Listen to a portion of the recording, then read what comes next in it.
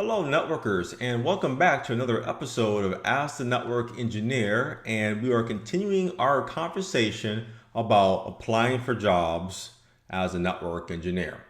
So, in the last episode, we talked about the first part of the process, which is job searching and the things to look for. So, if you haven't seen that video, please watch that video first before you watch this video. And this video is focused on number 2, which is the process of submitting your resume. This is probably the one component that's probably the more challenging of all the other sets that I'm going to be talking about. Because you probably are applying for jobs, but you're probably not getting callbacks, and you're wondering why. So this one is going to be very interesting, and there's parts that I disagree with in it. And if you remember, what I did was I talked to a lot of my colleagues. I talked to a lot of sales engineers, Cisco, internet providers, engineers that I worked with and are hiring people, cloud computing providers, including my own personal experience, and even my wife. So she works for a cloud computing company that she deals with a lot of hiring of people.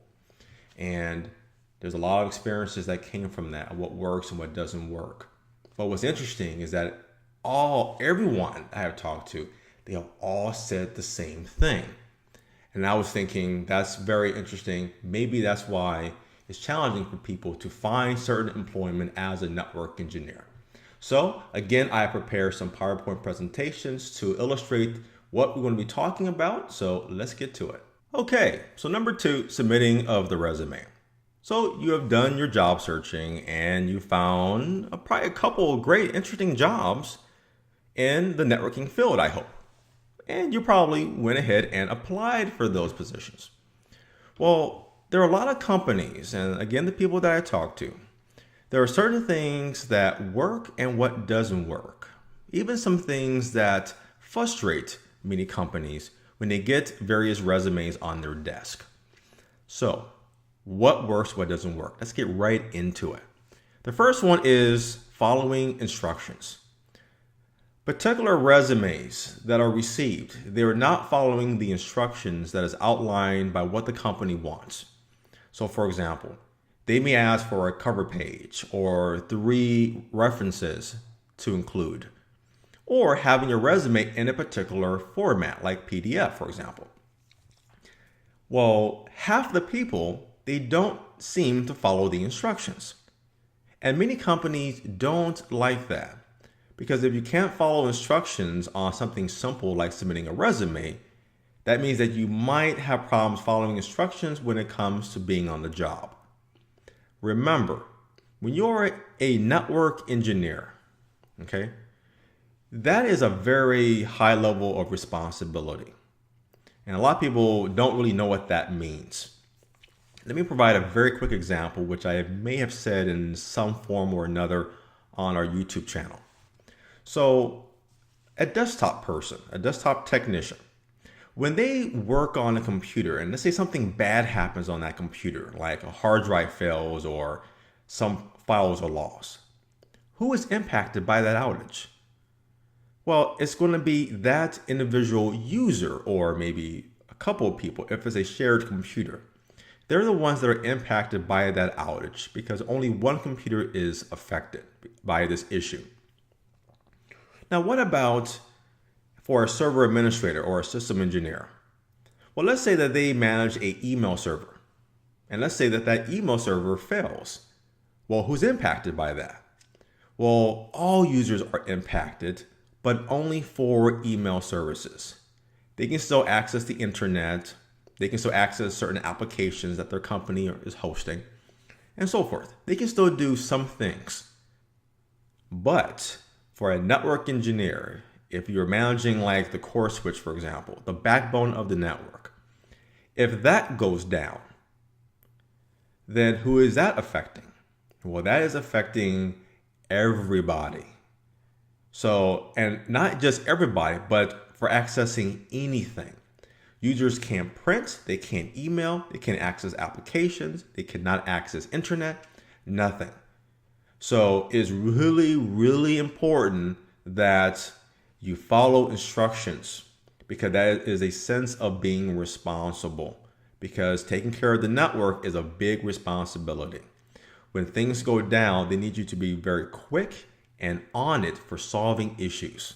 So this is something that companies do look at that shows more about your character. So please, when you're looking at job sites, looking at positions, read everything in that description about the qualifications, about everything, to give you an informed decision on how you should submit your resume. That is very important. Another component is meeting the requested job requirements and the experience. Now, this is where I kind of disagree with some of this. But a lot of companies get frustrated when they get resumes with people that have not met the job requirements or their experience. So like if you're posting a job for a senior network engineer, and you may say that you require a CCIE for whatever reason, it doesn't matter. They get resumes for people who have no certifications, or maybe a CCNA, and they may have maybe 2 or 3 years of networking experience. Companies really get bothered by this because they're looking for serious candidates that can meet these requirements. And they really get frustrated and do not know, why is this happening? Well, I agree with some of that. You should meet some of the job requirements that is on a job listing. But I also think it doesn't hurt to apply anyway. If you have a very good resume, okay, really good resume with good information, it may trigger a callback, maybe not for a senior position, if that's the job title, maybe for something else. Like they could say, oh, this is great for a junior position. I like their resume. I like what they're talking about here and their level of experience. It's not senior level, it's junior level, but that could work. So I kind of think that in some cases, yeah, sure, you can put your resume out there and just see what happens, but don't do it for everything. Just be very, very specific. Again, following the instructions is very important, because if a listing says that they are specifically looking for a senior person, and many of these job listings will say that, you need to make sure that you keep that in mind. If they're looking for people with 10 years of experience and high-level certifications, and you don't have that, don't apply for those jobs. Your resume will be tossed aside. So this is something that a lot of the people that I talk to have said. They get a lot of resumes that the people are not qualified for the job that they're applying for. Like, I'm not going to tell you that person's name, but one person received a resume and they wanted to be a network engineer. Okay. And this company was looking for a mid-level network engineer. They have no certifications. They took some Cisco classes, and their previous job was a contractor. They, like building houses or things like that. And they looked at the resume going, but we said specifically what we require for the experience. Why is this person applying for it? And yes, you can use your imagination for why a person has submitted that. Whether it is, well, maybe I could have a shot. Just give me a chance. And I believe in that too, though. So again, it all comes down to just really be considerate of how you do submit your resume and the amount of experience that it has based on what is listed for the job listing. So these are very big, important parts here. The second part that a lot of people see, and that is a turnoff for companies, is with spelling and grammar. Now look, my belief is we're not perfect, okay? We all make mistakes, okay? We're designed to be non-perfect.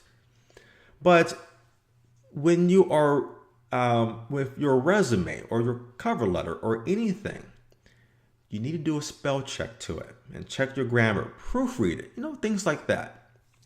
This is something that a lot of companies see, that they're looking at this and is got spelling, grammar errors and everything.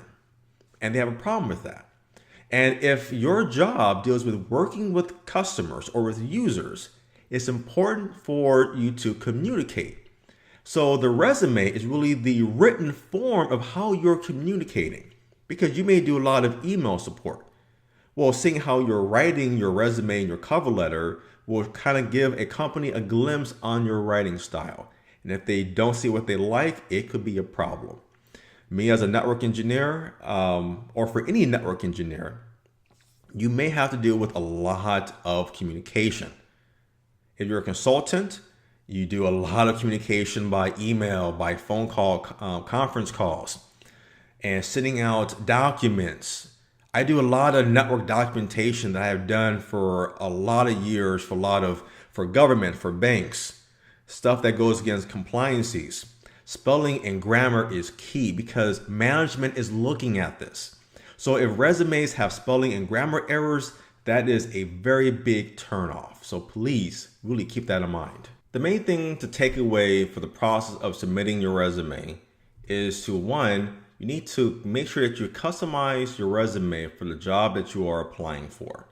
Now, since we're talking about networking, you're likely applying for jobs if you're starting out as a network technician, a field tech, or maybe something like technical support in a networking-based company, an ISP or a cloud computing company, for example.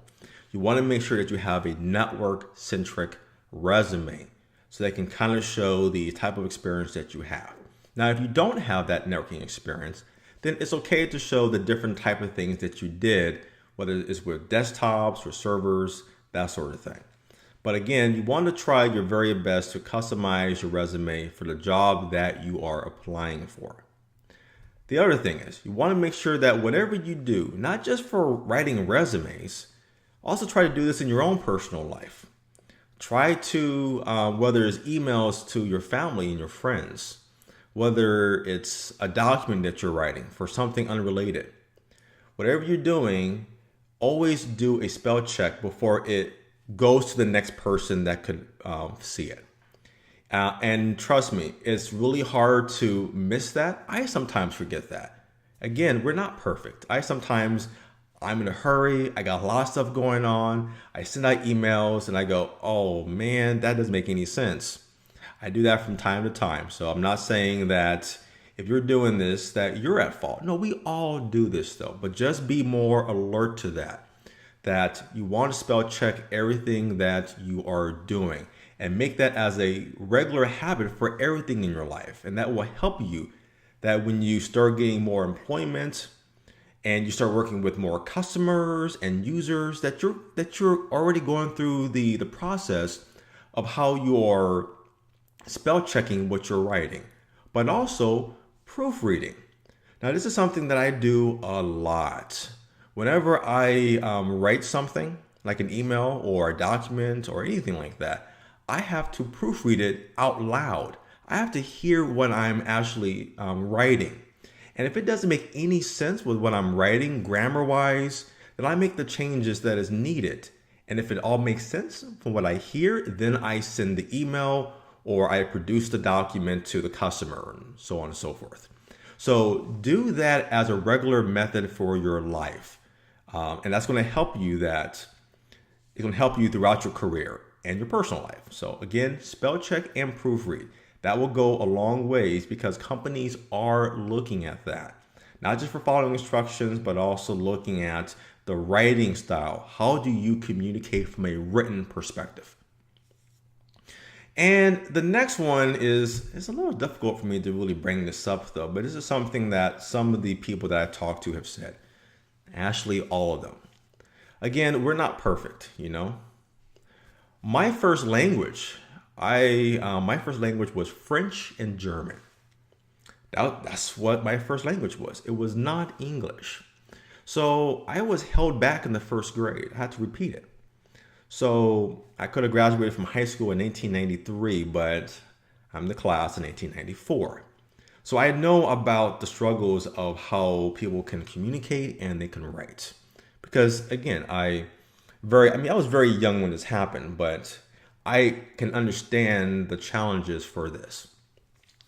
But if you are getting into networking and if you want to kind of move up the ranks and do consulting, because eventually though, you may end up do consulting sometime in your career. That's a very common thing. And for the company, the manager is thinking to themselves, is this a person that I can put in front of a customer that pays us a lot of money?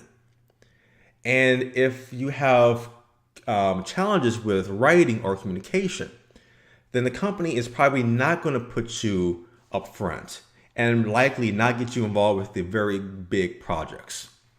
So if English is a second language, for example, if it is, or you find it difficult for writing or for communication, then consider taking English writing or communication type classes. Any kind of practice is perfect though. And it doesn't have to be classes. There's probably a lot of things on YouTube or some other books you can definitely do practice.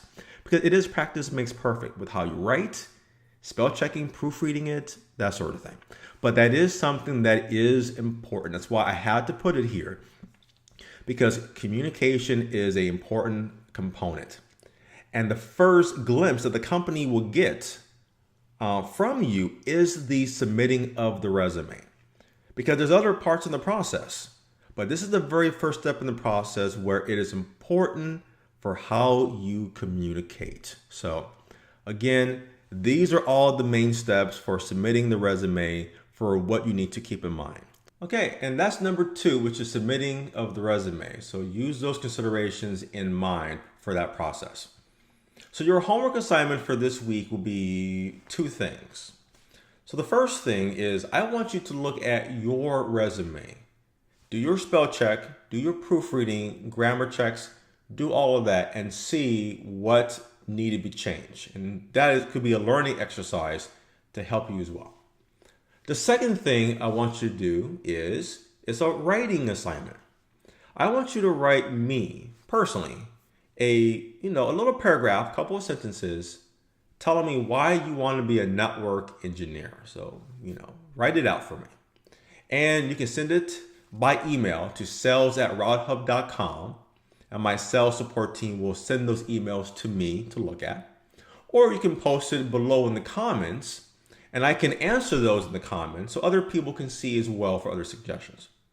So I will get these emails with your write-up, and I can give you some suggestions or feedback on your writing for improvements and whatever else that comes up. So those are your assignments if you would like to participate and to help you with step number 2. Because I really think that number 2, the submitting of the resume, is very, very important. Because from there, you get the phone interviews and the other interviews that follows. But it all comes down to getting that phone call.